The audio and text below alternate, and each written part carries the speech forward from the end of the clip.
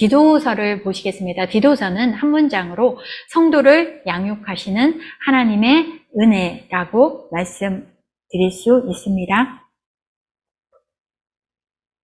프로스디톤입니다. 바울 사도께서 쓰셨습니다. 본서가 자증하고 있습니다. 아가야 지방 고린도에서 기록하셨다고 말씀드렸습니다. 그리고 이 그레데라는 섬이 워낙 비도덕적이었기 때문에 뭔가 이 강력하게 사역하고 추진력 있는 디도에게 그곳에 사역을 맡겨주셨습니다. 그래서 디도서는 디모데전서의 축소판이라고도 불려집니다.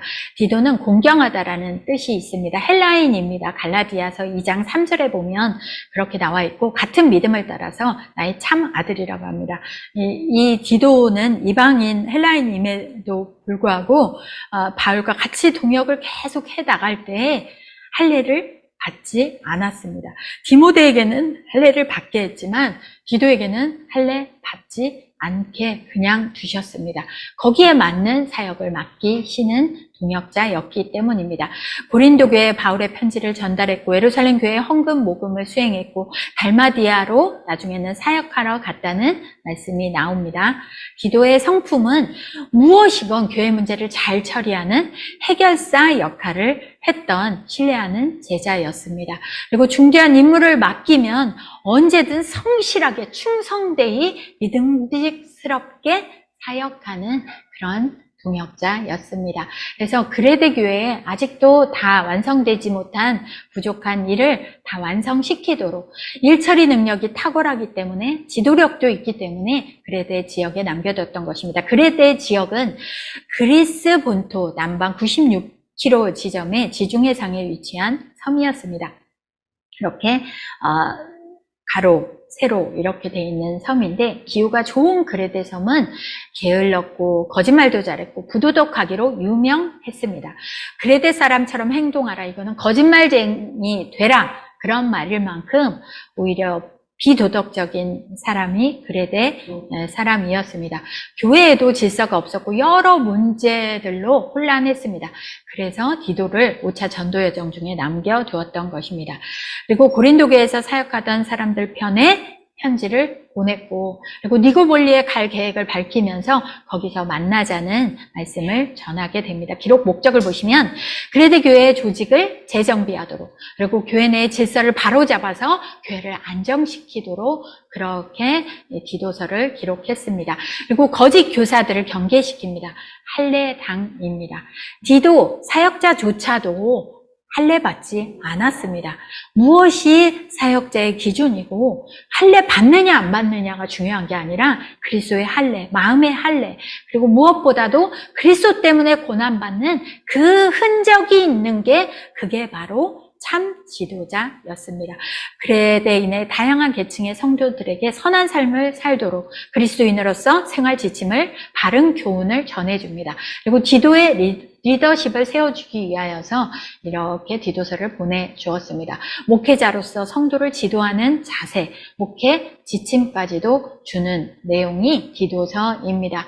하나님의 종이요 예수 그리스도의 사도인 나 바울이 사도 된 것은 하나님이 택하신 자들의 믿음과 경건함에 속한 진리의 지식과 하면서 하나님께서로부터 기원되어지고 사도권도, 그리고 복음의 진리를 주신 분도 하나님이심을, 그래서 택하셔서 사역자로 세우셨음을 먼저 고백하시면서 교회 직분 자격, 바른 참 지도자, 직분자는 하나님께서 세우셨으니 어떤 삶을 살아야 되고 어떤 본을 보여야 되고 어떤 생활 규범을 지켜나가야 되는지, 그리고 목회자의 자세는 어떤 자세가 있어야 하는지를 말씀해 주십니다. 그래서 믿음 안에서 사랑하는 자들에게 무난함으로 은혜를 축복해 줌으로 마무리하게 되어집니다.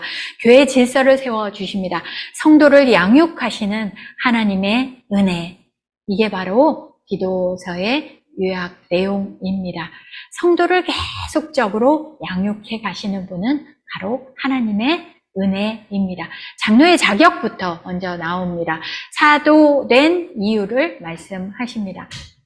왜 디도를 거기에 남겨두었는지 교회를 굳건하게 세워가도록, 그리고 직분자를 세워서 교회가 안정적으로 잘 세워질 수 있도록 그렇게 디도를 세우셨음을, 그리고 바울이 사도된 것이 하나님 택하신 자들 믿음, 경건함에 속한 진리의 지식과 영생의 소망을 위함이라고 말씀되어 있습니다. 바른 믿음, 그리고 진리의 바른 지식이 바로 경건함으로 드러나게 되어집니다.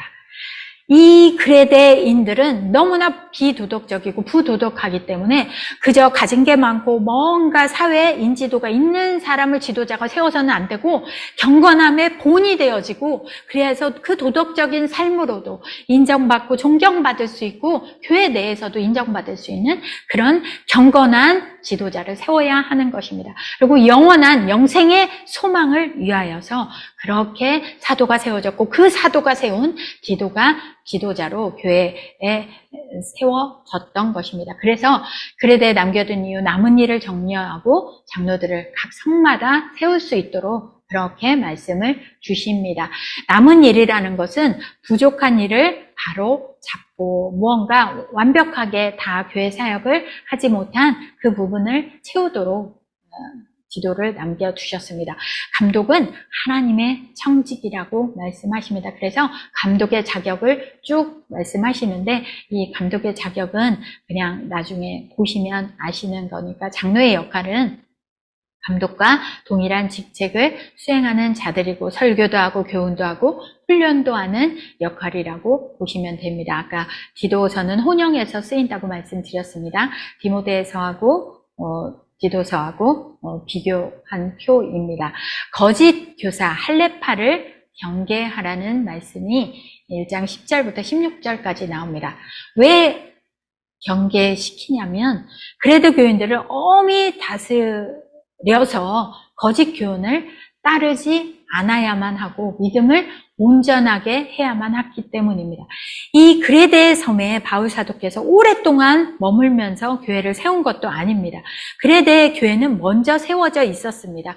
그러니 그 바른 교훈도 잘 점검하고 진리의 복음도 점검하면서 지나갔음에도 불구하고 그레데 교인들 그때 부도덕한 그들에게 휩쓸리지 않도록 권면하시는 말씀을 디도를 통하여서 사역하도록 말씀 주신 것입니다.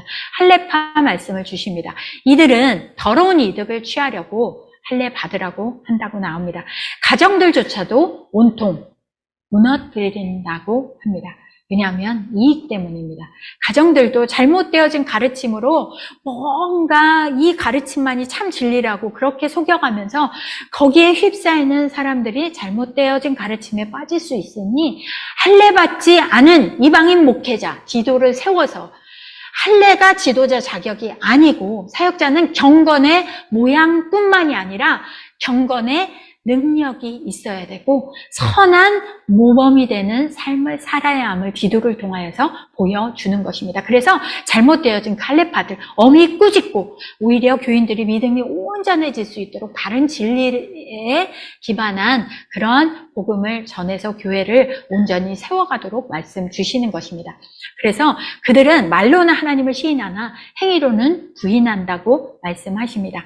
그리고 가증한 자를 복종하지 않고 모든 선한 일을 버리는 자, 이런 부도덕한 자들 거기에 휩쓸리지 아니하도록 잘못된 교훈 따르지 않도록 말씀을 주십니다. 그리고 교육하는 거에 대해서는 다양한 계층에 대한 교훈이 나와지는데, 교회 안에 여러 부류들의 행동에 대해서 스스로 먼저 모범을 보이면서 바른 교훈에 합당한 것을 말하고 살아내도록, 그렇게 바르게 가르치고 바르게 살아내도록 말씀하십니다. 왜냐하면 말로는 좋은 말 할 수 있지만 부도덕한 거짓 교사들이 있으니 정말 경건한 삶으로서 참 교사들, 참 지도자들이 세워져야만 교회가 회복될 수 있기 때문입니다. 교회가 흔들리지 않을 수 있기 때문입니다. 연세 드신 남자분들, 연세 드신 여자분들, 젊은 여자분들, 각 다양한 계층에 대한 어떻게 그분들을 섬겨야 되는지 실제적인 교훈들을 말씀해 주십니다. 스스로 모범을 보이셔야 합니다. 절제하고 경건하고 신중하고 믿음, 사랑, 인내함에 온전할 수 있어야 합니다.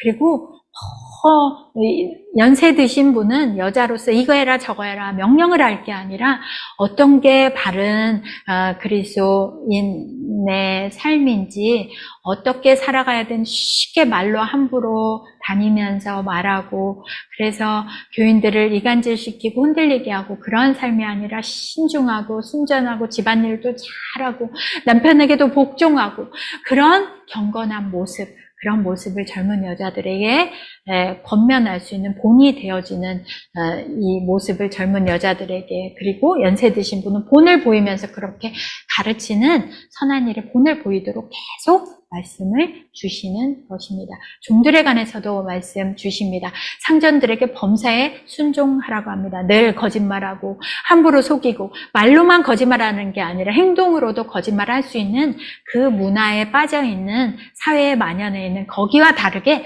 참된 신실함을 드러내라고. 그래서 우리 구주 대신 우리에게 구속하시고 구원자 대신 구주 하나님의 교훈을 빛나게 하도록 하는 그 역할을 하나하나 주십니다. 그리고 우리를 양육하시고 속량하신 이유에 대해서 말씀하십니다. 경건하지 않은 것, 이 세상의 정욕을 다 버리라고 합니다. 신중하고 의롭고 경건함으로 세상에 살아가야 한다고 말씀하십니다. 먼저 구원 주시는 하나님의 은혜가 우리에게 임했기 때문입니다. 그리고 우리를 대신해서 죄값을 다 치르셨으니 희생을 완벽하게 이루셨으니 이제는 모든 불법에서 속량해 주셨으니 깨끗해진 자로서 이제는 선한 일에 열심을 내는 선한 백성, 하나님 백성으로 살라는 말씀을 주시는 것입니다. 신앙생활에 대한 교훈이 나와집니다. 3장 1절부터 7절에서는 어떤 신앙생활을 해야 되는지 사회생활에서 지도자들에게 나는 하나님께만 복종하면 된다고가 아니라 누구에게나 세상의 지도자들에게도 복종하고 죄가 아닌 일에는 순종하고 그분들을 잘 높여드리고 그래서 어디에서도 비방받지 않는 관용하고 범사의 온유함이 드러내는 삶을 살라는 것입니다.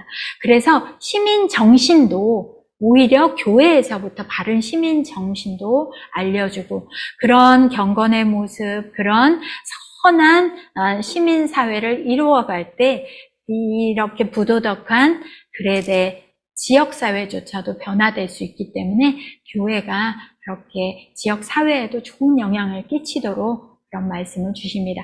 가르침에 있어서도 바른 권면을 하십니다. 말씀 주신 것들을 굳세게 말하라고 말씀하십니다. 이 모든 것들 말씀하신 거를 워낙 그 사람들이 드세고 거짓말 잘하고 함부로 응대하기 때문에 그들과 함께 사역할 때 디도가 두려움 가운데 빠지지 아니하도록 힘있게 주장하라고 말씀하십니다. 믿는 자들은 선한 일에만 힘쓰지 사람들을 두려워할 게 아니기 때문입니다.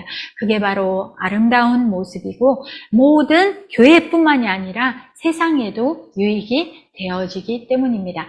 그리고 이제 9절부터는 어찌됐건 변론, 족보 이야기, 분쟁, 율법에 대한 다툼은 피하라고 말씀하십니다. 무익하고 헛되기 때문입니다. 그리고 이단 사상이 퍼져가고 있었는데 한두 번 훈계해서 듣지 않으면 멀리하도록 말씀하십니다. 여기서 이단에 속한 이들은 유대주의자들이기도 했고 영지주의자들이라고도 말하지만 그리스도의 부활을 부인하는 그런 자들이었습니다. 왜? 그리스도가 몸으로 부활한 걸 도저히 용납할 수 없다는 초기 영지주의자들이 있었기 때문입니다.